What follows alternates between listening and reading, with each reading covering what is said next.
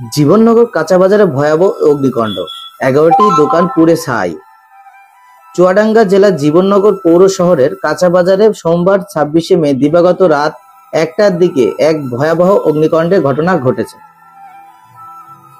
এতে কমপক্ষে ১১টি দোকান সম্পূর্ণভাবে পুড়ে ছাই হয়ে গেছে। জানা গেছে, আগুনের খবর পেয়ে জীবননগর ফায়ার সার্ভিস ও সিভিল ডিপার্টমেন্টের একটি ইউনিট ঘটনাস্থলে পৌঁছায় এবং প্রায় ১.৫ ঘন্টা চেষ্টায় আগুন নিয়ন্ত্রণে আনে। স্থানীয় ও দোকান ও ব্যবসায়ীরা বলেন, অগ্নিকাণ্ডে প্রায় ১.৫ কোটি টাকার ক্ষয়ক্ষতি হয়েছে। প্রাথমিকভাবে ধারণা করা হচ্ছে বৈদ্যুতিক শর্ট সার্কিট হইতে আগুনের সূত্রপাত হয়েছে।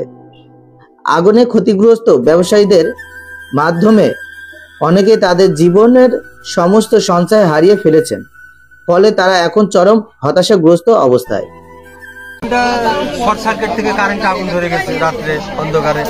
আমরা সংবাদ পেয়েছি রাত ১টা ২৪ আমি সংবাদ পেয়েছি, এসে দেখছি দাউ দাউ করে আগুন জ্বলছে। ফায়ার সার্ভিস কাজ করছে।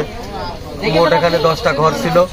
প্রথমে সাহেবের চায়ের দোকান, টি স্টল, হোটেল, পরে চায়ের দোকান, টি স্টল, রানামুল্লার, তারপরে আকাশের মুদি স্টোর, তারপরে ইয়ামিনের মুদি স্টোর, এই মোট 4টা। আর ওখানে শাইনমুল্লার একটা গোডাউন ঘর ছিল, তেলের গোডাউন। আর ওই পাশে সাকলাইনের একটা তেলের গোডাউন ছিল। এপাশে আকাশের আরেকটা তেলের গোডাউন ছিল। আর ওই আমাদের পেছনে 3টা আছে অস্থায়ী 3 গামছাওয়ালা বস্তু, ওদের ঘটনা ক্ষতিগ্রস্ত হয়েছে। এই মোট 10 জনের ক্ষতিগ্রস্ত হয়েছে। আমার হোটেলগুলো দেখা যাচ্ছে সব 3 লাখ টাকা করে ক্ষয়ক্ষতি,